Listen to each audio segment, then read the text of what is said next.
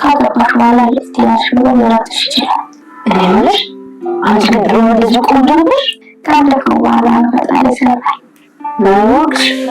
አሁን አባቴ እንደዚህ ነው ቆና ወጥሽም ቆንጆ ነሽ ምናምን ነገር አሁን ነው በጣም ኪት ይመጣች ከበላሽ በነፃነት ከኖርሽ ሰላምሽን ካገኘሽ ማን ቆንጆ ነው አለብሽ ነሽ ግን ስለ ቆንጆና ሳስበሽ ወደሽ ምንድነው ሞድ ሰማ ዛሬ ጀምሮ ጠንቻለሁ ሞገስ እዛ ቤት ያለው ማን ነበር ስሙ ሳይመጣ ተቀም ይላል ነበር ላራኑ ታበላሽ ለቃ እሱ ነው ማለት ነው ያለው አሮ ባክሽ ነው ሲነገራለስ እና እናቴ ማግኘት ብቻ ነው ፈልገው አሁን የሰው ልጅ አርጎ ወልዶ አውጥቶ ምናምን ነው እኔ ከመጀመሪያ እናቴ ማግኘት ፈልገው አባቴን እንዳትሉት እናቴን ማግኘት ፈልጋል ታዲያታለሽ ይልቃትሻት ዝም ብለሽ አስቢያት እኔ ባክሽ እናት ላይ ቁጥር ሁሌ ማስባታል እትዬ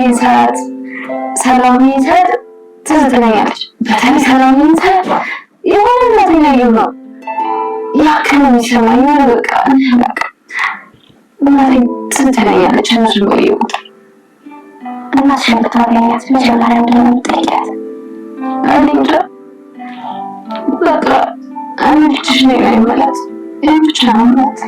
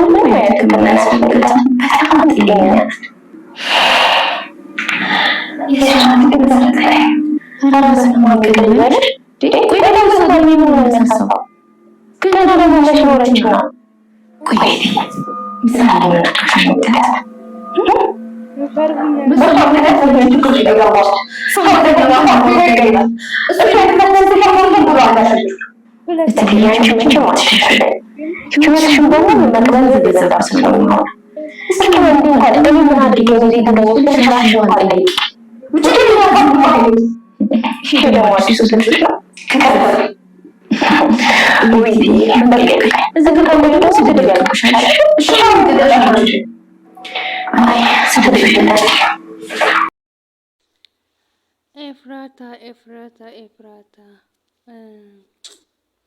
አጠምዳለሁ ብላ ተጠምዳ አላረፈችም። ምስኪን ስታሳዝን በእውነት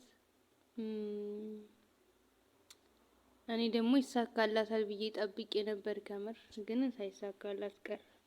አረ ይሄ ሰውዬው መናጤ ነው እንዴ! የተረገመ ሰውዬው ጉድ ፈላ። አንዱ ከክፉ አትላቀቁ ነው።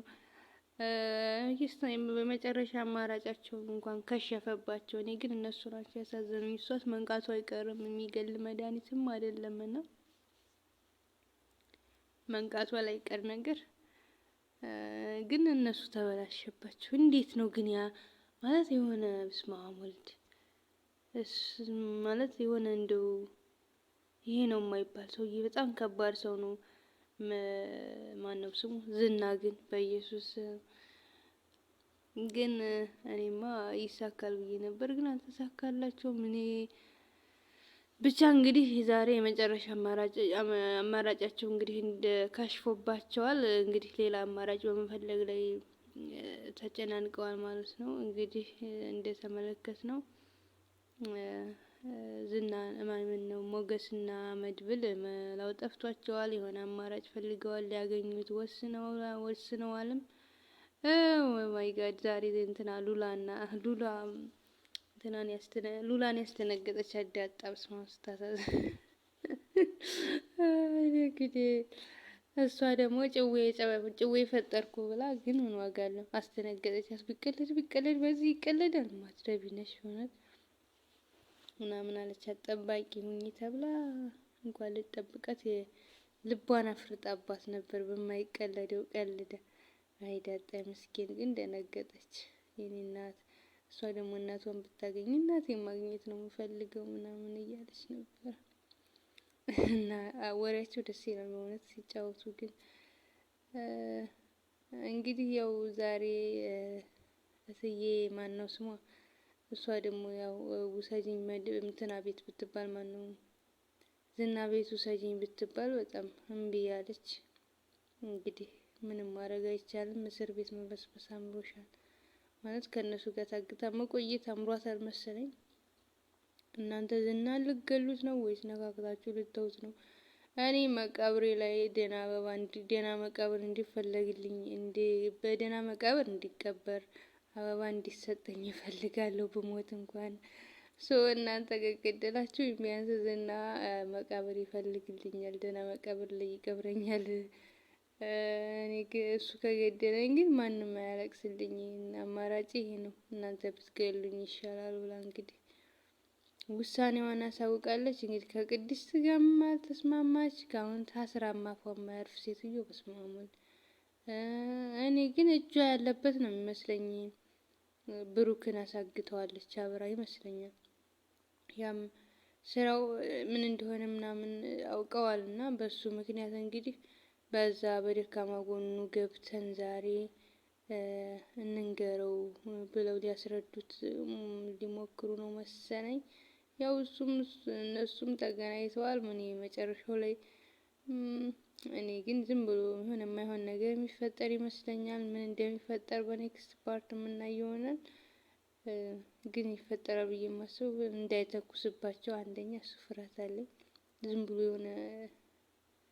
ዝም ብሎ ሰው ስለሆነ እንዳግበስብሶ ዝም ብሎ ነገርን ሳያጣራ እንዳይተኩስባቸው እና ሌላ ትኩሳት ብሩክ ሳይገኝም አንድ ሰው ከነሱ የሆነ ነገር ከሆነ ከባድ ነው። መድብል እኔ የምኖርለት ሰው የለኝም። አንተ ቢያንስ ለሉላ የምትኖርለትም የሚኖርልህም ሰው አለ። እኔ ግን ከወንድሜ ውጭ ምንም የለኝም። እንድትሞት አልፈልግም። ከኔ ጋር ስትዋጋ ብዙ ነገር ይደርስብሃል፣ ግን መኖር ያለብህ ነህ። ግን እንድትሞት አልፈልግም። እኔ ብሞትም ችግር የለኝም። ከሞትኩኝ ሁላቸውንም እንግዲህ ልጃቸው ነው የምገባው። ማህሌትንም ማንንም ከዛ ቤት ያሉትን ሴቶች በሙሉ ብሏል። እንግዲህ ኔክስት ፓርቱን የምናየው ይሆናል።